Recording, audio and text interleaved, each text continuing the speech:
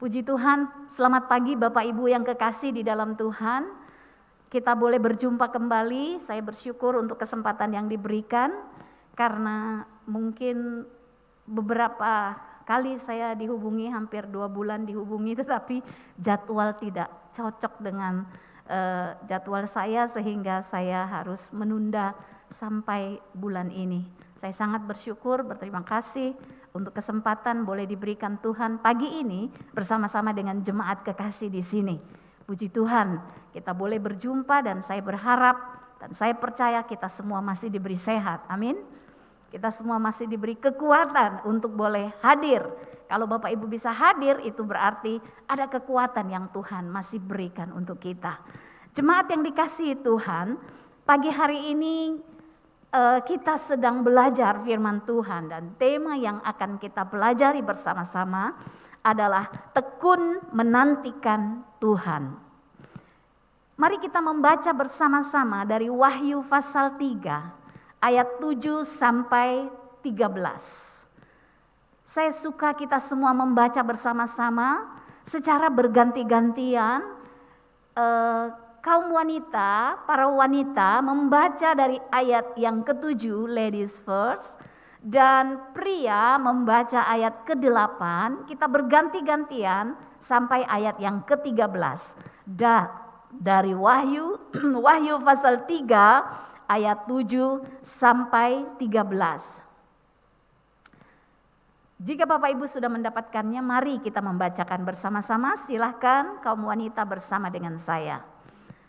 Dan tuliskanlah kepada malaikat jemaat di Philadelphia, inilah firman yang kudus, yang benar, yang memegang kunci Daud. Apabila ia membuka, tidak ada yang dapat menutup. Apabila ia menutup, tidak ada yang dapat membuka.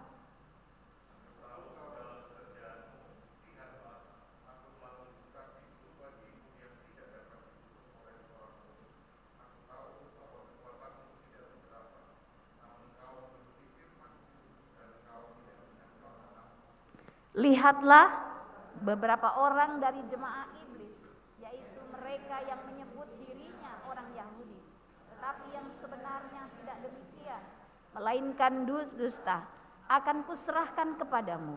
Sesungguhnya aku akan menyuruh mereka datang dan tersungkur di depan kakimu dan mengaku bahwa aku mengasihi engkau.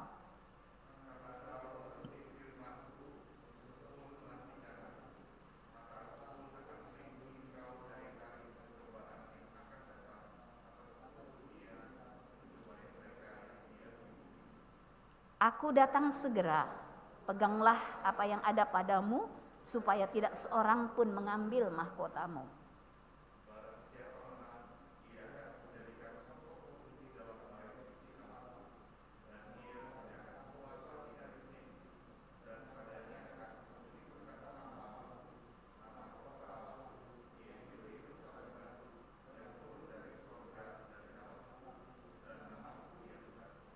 Siapa bertelinga, hendaklah ia mendengarkan apa yang dikatakan Roh kepada jemaat-jemaat.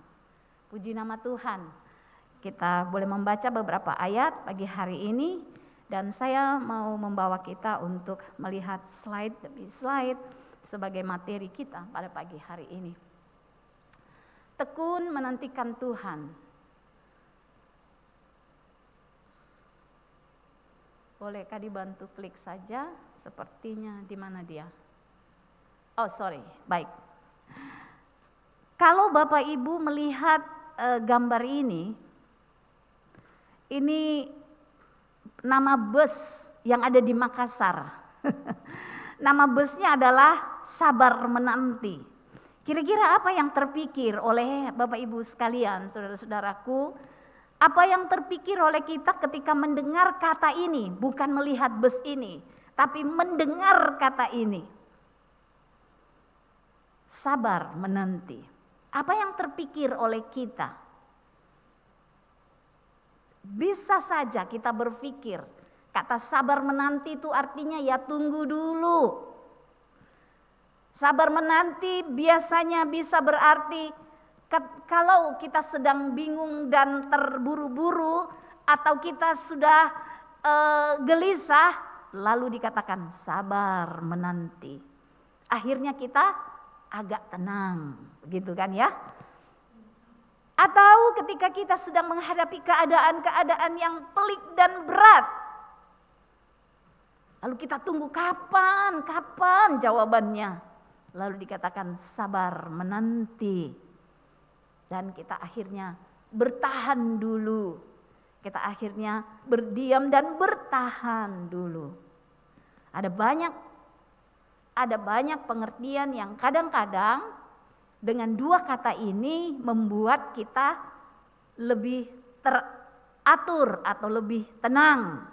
Sabar menanti. Jemaat yang dikasihi Tuhan, kalau kita membaca dari kitab Wahyu, maka sedikit saya memberikan gambaran kepada kita. Wahyu itu, next slide, sepertinya ini tidak baik. Wahyu, kalau kita membaca dari kitab Wahyu,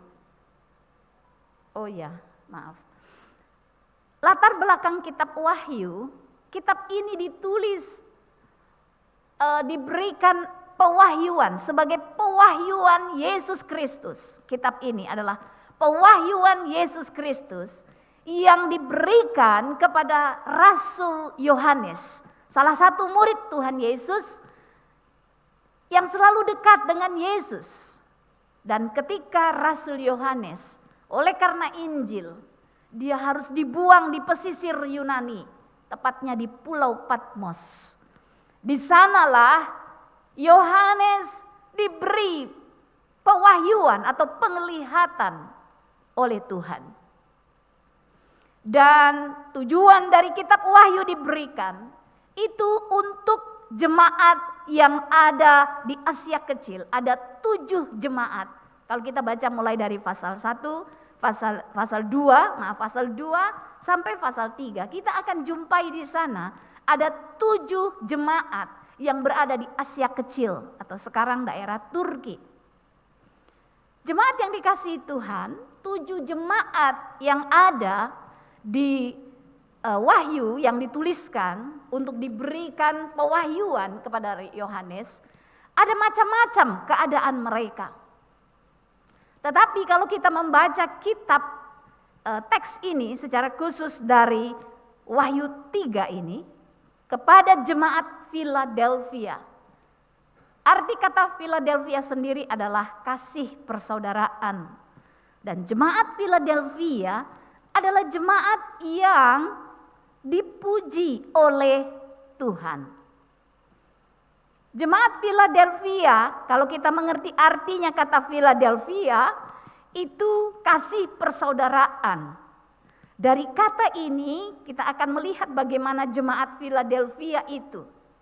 Nama Philadelphia sendiri dari kata Philadelphus itu diberikan oleh Raja Emenes. Ya. Raja Emenes yang berkuasa pada waktu itu memberikan nama itu, kota itu, tempat itu kepada adiknya yang bernama Attalus. Nama itu diberikan kepada adiknya yang bernama Attalus karena adiknya itu adalah taat. Adiknya itu seorang yang sangat taat kepada kakaknya, sangat baik kepada kakaknya. Itu sebabnya dia memberikan nama Philadelphus. Philadelphus ini diberikan lalu berkembang menjadi kata Philadelphia, sehingga tempat itu berarti Philadelphia, artinya kasih persaudaraan. Nama itu menjadi nama gereja atau jemaat yang ada di sana. Saudara yang dikasihi Tuhan, bagaimanakah keadaan jemaat itu? Kita bisa baca di beberapa ayat yang pagi ini, yang tadi kita bahas, yang kita baca dan akan kita bahas, bahwa jemaat ini adalah jemaat yang sebenarnya tidak terlalu besar kekuatannya. Tidak banyak dijelaskan apanya yang tidak terlalu besar. Hanya dijelaskan kekuatannya. Maksudnya apakah kekuatan secara ekonomi, apakah kekuatan secara jumlah, apakah kekuatan secara politik, Atau apa tidak terlalu dijelaskan dalam beberapa catatan juga. Tetapi kalau kita membaca di sana, di ayat yang tadi kita baca, ayat 8, aku tahu segala pekerjaanmu. Lihat, aku telah membuka pintu bagimu yang tidak dapat ditutup oleh seorang pun. Aku tahu bahwa kekuatanmu tidak seberapa. Nah, itulah keadaan Philadelphia. Mungkin jemaatnya tidak terlalu besar. Mungkin jemaatnya juga terdiri dari orang-orang biasa saja. Secara ekonomi, secara talenta atau apapun. Tidak seperti orang-orang di Korintus yang sangat hebat. Jemaat yang dikasihi Tuhan, orang-orang di Philadelphia atau jemaat di Philadelphia tidak memiliki kekuatan yang besar. Tetapi yang menarik adalah mengapa jemaat ini dipuji Tuhan? Mengapa jemaat ini menjadi salah satu jemaat yang tidak terlalu banyak mendapat teguran atau kritikan dari Tuhan melalui kata-kata. Kalau kita bandingkan dengan jemaat Laodikia, jemaat yang ketujuh, karena jemaat Philadelphia adalah jemaat yang keenam, dan jemaat yang ketujuh kalau kita lihat di perikop sesudahnya dari perikop kita baca ayat 14 sampai ayat 22, di situ bagaimana Tuhan mengkritik jemaat Laodikia. Kenapa? Karena aku tahu segala pekerjaanmu, ayat 15 dari pasal 3. Engkau tidak dingin dan tidak panas. Alangkah baiknya jika engkau dingin atau panas. Jadi karena engkau suam kuku. Itu teguran Tuhan kepada orang-orang di Laodikia. Atau di Efesus yang meninggalkan kasih yang mula-mula dan sebagainya. Jemaat Philadelphia tidak demikian. Ini adalah jemaat yang sangat baik. Walaupun tidak punya kekuatan yang besar. Itu sebabnya mengapa Tuhan memuji jemaat Philadelphia ini. Ada beberapa catatan yang bisa kita dapatkan di sini. Yang pertama adalah walaupun kekuatannya tidak besar, dan keadaan jemaat ini atau situasi atau lingkungan tempat Philadelphia ini berada, dia berada di lembah yang luas dan subur. Philadelphia itu letaknya di lembah yang subur dan makmur. Jadi tempat biasanya di lembah itu lebih banyak dapat aliran air ya. Jadi Philadelphia tempat yang subur, daerah yang sangat luas. Tetapi sayangnya Philadelphia ini letaknya sering terjadi gempa karena dia berada di kawasan gempa. Sehingga seringkali terjadi gempa di daerah itu. Dan karena gempa ada banyak kali, seringkali jemaat itu harus mengungsi. Ketika keadaan kotanya banyak yang roboh, bangunannya banyak yang roboh, negara harus membantu untuk membangun kembali. Itulah keadaan orang-orang di Philadelphia. Seringkali mengalami keadaan-keadaan yang tidak tenang karena harus mengungsi oleh karena gempa. Saudara yang dikasihi Tuhan, bukan hanya kotanya, bukan hanya wilayahnya yang sering terjadi gempa, walaupun dia hidup di daerah yang subur. Ada juga masalah yang terjadi di dalam jemaat sendiri. Dikatakan di dalam ayat yang kita baca tadi, ada banyak jemaat Tuhan yang beberapa orang dikatakan di sana, beberapa orang menjadi jemaah iblis. Mengapa begitu? Kita melihat di ayat yang ke-20, di ayat yang ke-10, engkau menuruti firman-Ku, engkau tekun. Ayat 9, lihatlah beberapa orang dari jemaah iblis. Kenapa dikatakan jemaah iblis? Ayat 9 itu dikatakan, yaitu mereka yang menyebut dirinya orang Yahudi, tetapi yang sebenarnya tidak demikian, melainkan berdusta. Itulah sebabnya mengapa jemaat Philadelphia ini dipuji Tuhan, Bukan karena keadaan yang alamnya sering gempa, walaupun mereka subur, kekuatannya tidak besar. Tetapi juga di dalam jemaat sendiri ada beberapa orang yang menjadi jemaah iblis. Itu kata yang dipakai untuk mengungkapkan kenapa dikatakan jemaah iblis. Karena di dalam persekutuan itu ada beberapa orang yang tidak melakukan firman. Karena mereka lebih suka berdusta. Walaupun mereka kelompok orang-orang Yahudi, tapi suka berdusta. Itu sebabnya dikatakan mereka jemaah iblis. Saudaraku yang dikasihi Tuhan, ini keadaan orang-orang di Philadelphia, kenapa mereka dipuji. Keadaan mereka walaupun dari luar mereka juga punya masalah. Di dalam sendiri ada beberapa orang yang menjadi jemaah iblis, itu juga menjadi masalah untuk mereka.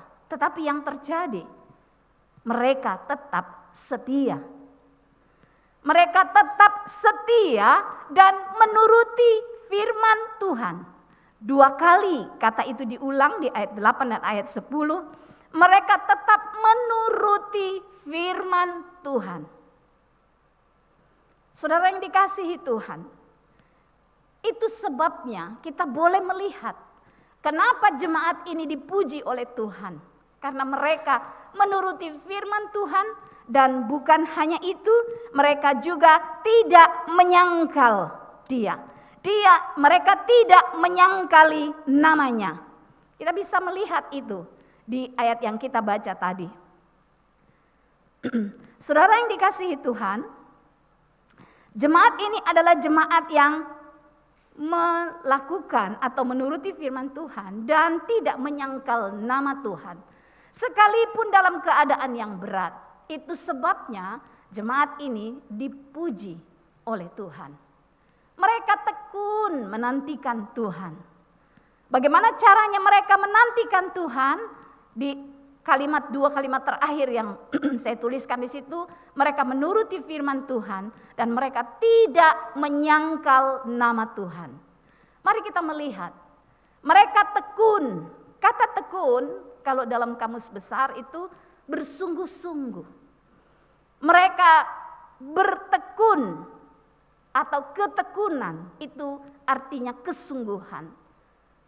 Tekun artinya rajin. Tekun artinya bersungguh-sungguh di dalam kesungguhan hati. Tekun menantikan Tuhan. Sekalipun keadaan mereka sedang dalam keadaan yang kurang baik. Baik secara alamnya maupun di dalam persekutuan itu sendiri. Jemaat yang dikasihi Tuhan. Jemaat Philadelphia dipuji Tuhan karena mereka tekun menantikan Tuhan dengan cara menuruti firman Tuhan. Bagaimana membuktikan bahwa kita bersungguh-sungguh? Bagaimana membuktikan bahwa kita ini orang yang rajin menantikan Tuhan? Apa buktinya bahwa kita tekun menantikan Tuhan? Tekun, bukti yang pertama adalah ketika kita menuruti firman Tuhan. Ketika kita mau melakukan firman-Nya, itulah bukti bahwa kita tekun menantikan Tuhan. Mengapa kita perlu menuruti firman? Mengapa? Apa artinya menuruti firman Tuhan itu? Di dalam Yohanes 14 ayat 15. Bapak Ibu bisa akan membaca ayat-ayat itu nanti di rumah. Saya hanya menyingkatkan untuk kita. Bahwa jemaat Philadelphia dikatakan menuruti firman Tuhan. Artinya mereka menurut Yohanes 14 ayat 15. Kalau kamu mengasihi aku, kamu akan menuruti firman-Ku. Jadi menuruti firman Tuhan karena mengasihi Tuhan. Bukti bahwa kita mengasihi Tuhan ketika kita mau menuruti firman Tuhan. Sama seperti ketika berpacaran atau orang sedang berpacaran atau suami istri, kita mungkin bertanya, pernah Bapak Ibu bertanya sama pasanganmu, kau mencintai aku enggak? Masih bertanya, biar sudah pernikahan di atas 20 tahun, masih sering bertanya? Harus bertanya ya, jangan enggak bertanya. Coba tanya sama pasanganmu kalau ada sebelahmu sekarang. Apakah kamu betul mencintai saya? Oh betul, tidak usah kau tanya-tanya barang itu. Buktinya apa? Buktinya apa yang kau suruh saya buat toh? Seringkali itu diucapkan oleh orang-orang, anak muda kalau berpacaran kan begitu. Apakah kamu serius? Serius. Buktinya, kau lihat mi saya sudah berkorban banyak hal, kau lihat mi saya melakukan ini dan itu dan seterusnya. Ketika kita mengasihi Tuhan, kita sedang membuktikan bahwa kita menuruti firman-Nya. Bukti bahwa kita menuruti firman adalah ketika kita mengatakan, aku mengasihi Engkau Tuhan. Sering kita menyanyi, aku mengasihi Engkau Yesus dengan segenap hatiku, dengan segenap jiwaku. Betul? Kalau ditanya, mengasihi Tuhan, tapi kalau mau disuruh datang ibadah, mikir-mikir dulu. Itu dia, mengasihinya seperti apa? Jemaat yang dikasihi Tuhan, menuruti firman Tuhan dalam Yohanes 14 ayat 15 mengatakan bahwa jikalau kamu mengasihi aku, kamu pasti akan menuruti firman-Ku. Jadi kalau kita menuruti firman Tuhan, itu karena kita mengasihi Tuhan. Pertanyaannya, betulkah saya dan saudara sudah mengatakan, aku mengasihi Tuhan? Betulkah saya dan saudara boleh berkata, Tuhan aku mengasihi Engkau? Kalau kamu mengasihi aku, berikan atau lakukan apa yang menyenangkan hatiku, kata Tuhan. Pertanyaannya, kira-kira Bapak Ibu Saudara sudah melakukan apa sebagai bukti kasihmu kepada Tuhan? Yang kedua, bahwa kalau kita menuruti firman Tuhan, itu berarti tanda bahwa kita mengenal Dia. 1 Yohanes 2 ayat 3. Kalau kamu mengenal aku, kamu akan menuruti firman-Ku. Kalau kita tidak kenal, kenapa kita mau dengar sama Dia? Ya kan? Kita mau melakukan, kita mau mengikuti Dia karena kita kenal siapa Dia. Dia adalah Allah, kita kenal dengan baik siapa Dia. Coba kalau kita tidak kenal Allah itu dengan baik, pasti kita susah untuk mau melakukan. Itu sebabnya ada banyak orang yang mengaku menjadi orang Kristen, tapi seringkali tidak mau menuruti firman-Nya. Bisa jadi kemungkinan perlu diamati, mungkin dia belum mengenal dengan baik. Mungkin dia belum mengenal Tuhan, siapa itu Tuhan.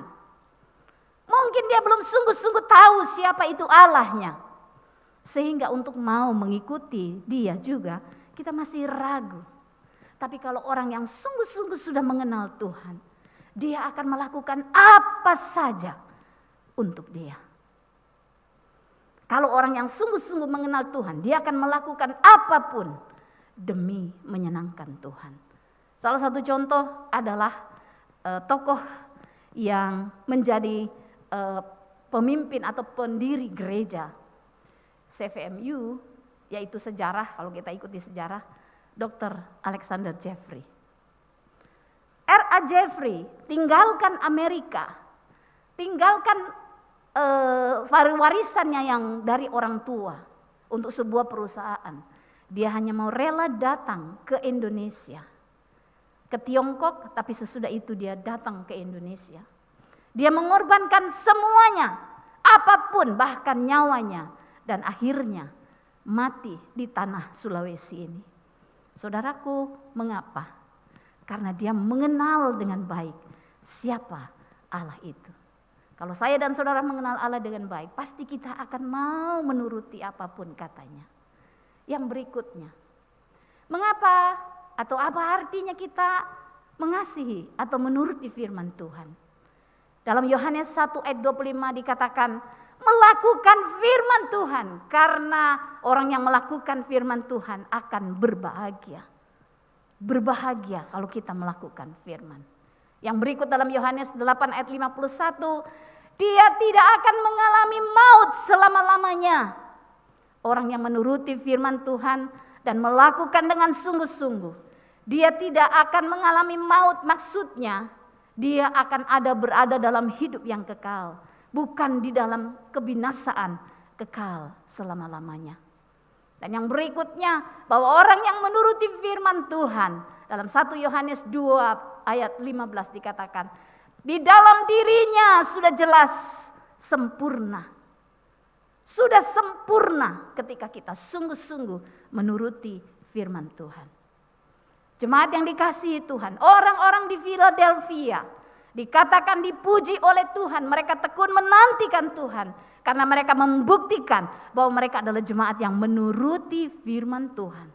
Dan yang berikutnya, mereka tidak menyangkal nama Tuhan. Karena maksudnya orang yang tidak menyangkal nama Tuhan itu, firman Tuhan katakan, jikalau siapa yang malu mengaku namaku di depan orang, aku juga akan malu mengaku dia di depan Bapakku. Matius 10 ayat 23. Saudaraku yang dikasihi Tuhan, ini jelas bagi kita.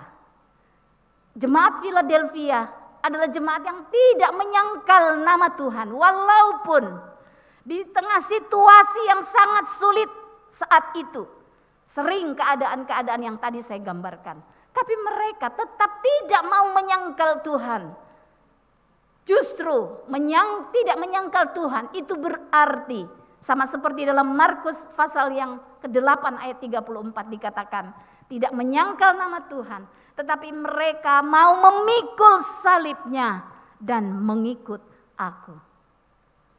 Saudara-saudaraku yang dikasihi Tuhan, apa yang terjadi dengan jemaat ini kita sudah lihat di sana.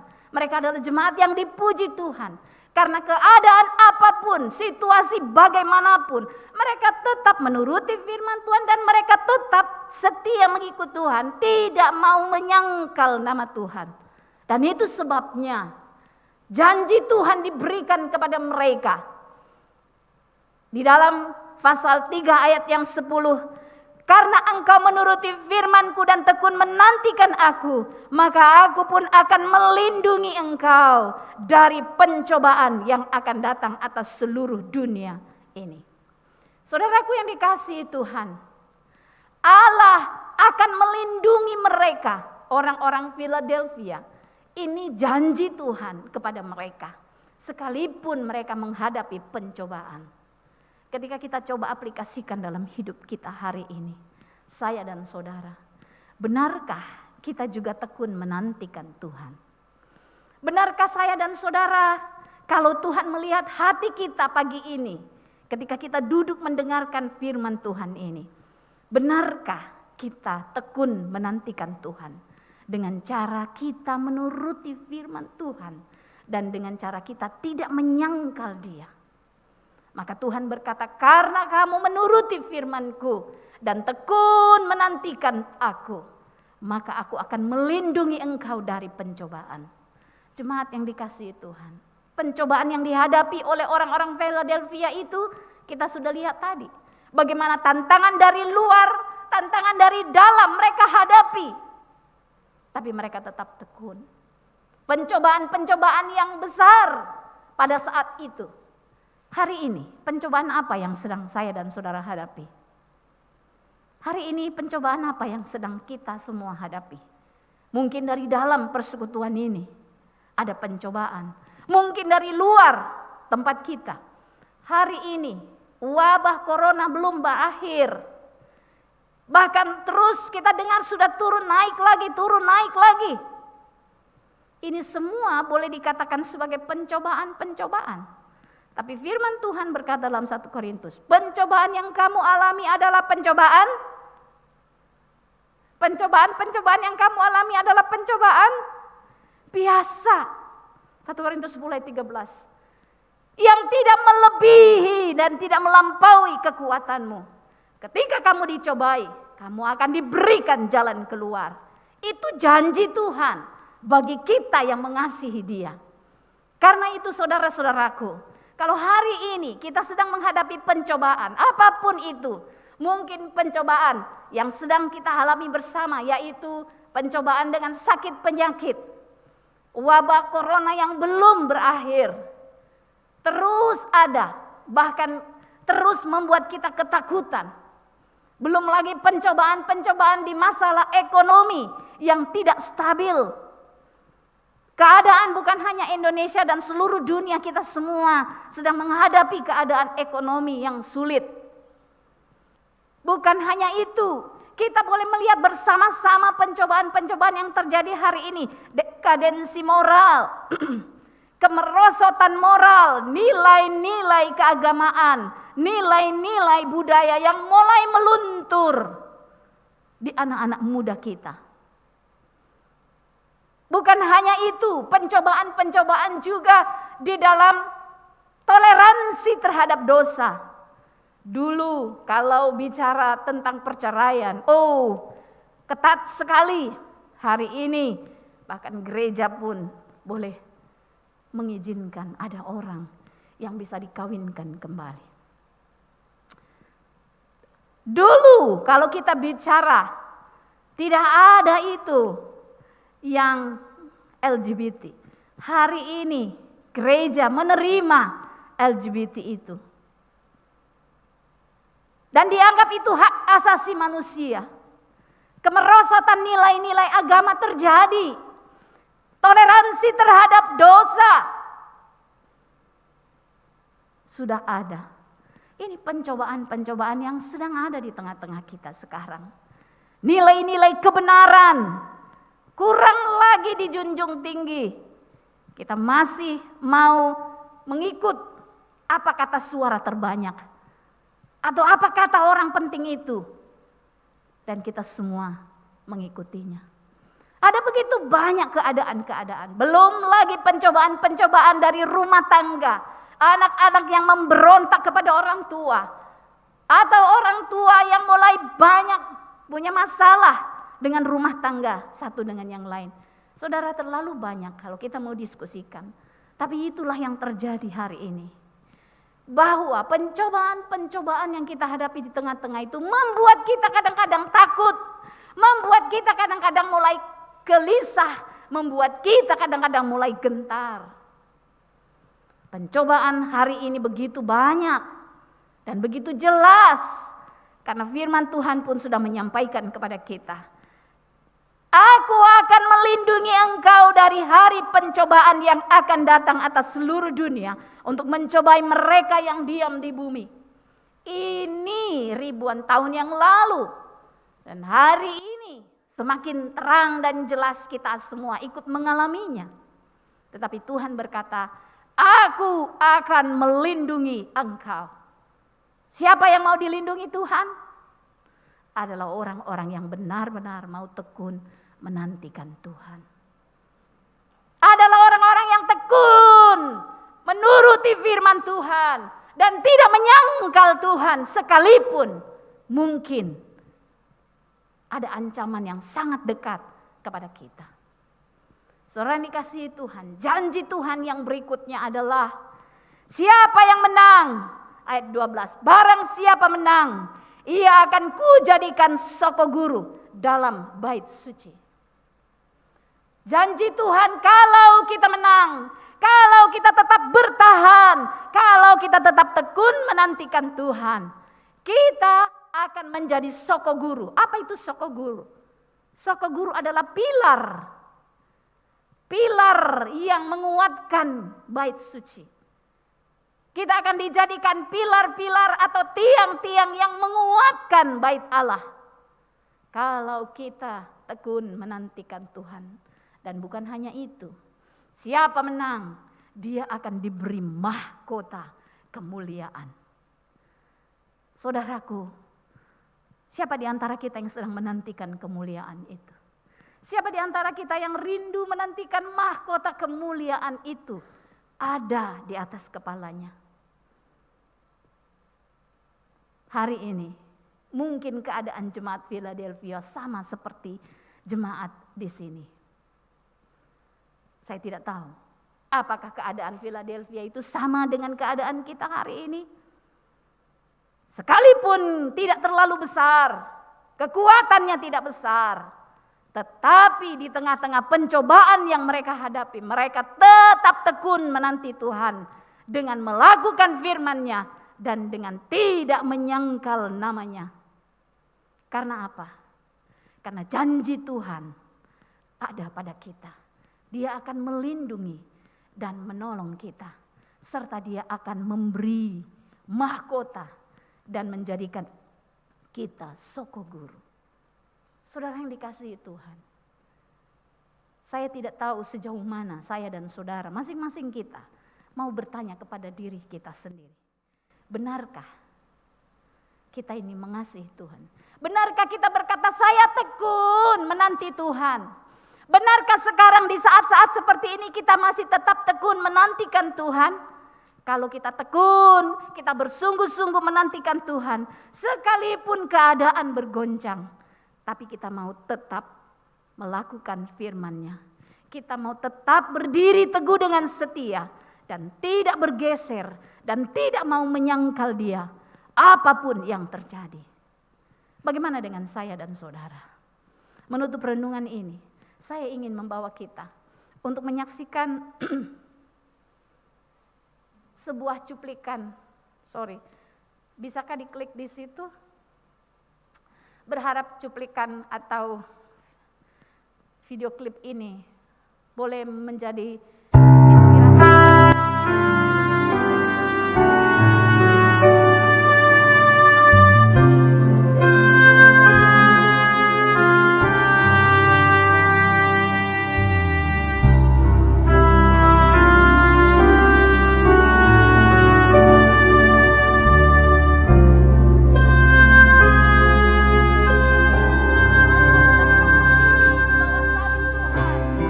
Yesus.